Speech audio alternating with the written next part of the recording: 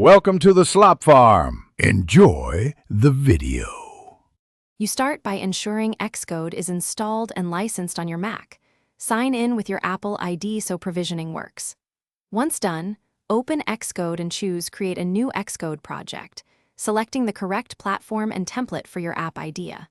Make sure to set the product name, team, and organization identifier right away and pick Swift or Objective-C.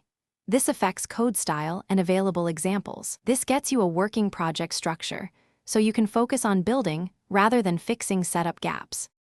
You now organize the project using the navigator. Locate your project file, source files, asset catalog, and UI files like storyboard or Swift UI views. Once organized, implement UI and logic. Use Swift UI for declarative layouts or Interface Builder for visual storyboards. Connect outlets and actions when using UI Kit so controls trigger code.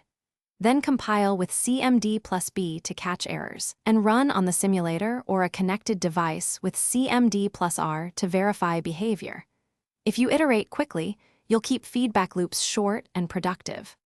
You finish by testing and preparing your app for distribution.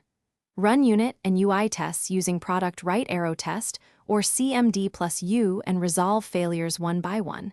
Tests catch regressions early. When ready to release, create an archive via Product Right Arrow Archive and use the organizer to validate and upload to App Store Connect or export an ad hoc build. If builds fail unexpectedly, try cleaning the build folder or deleting derived data to remove stale caches.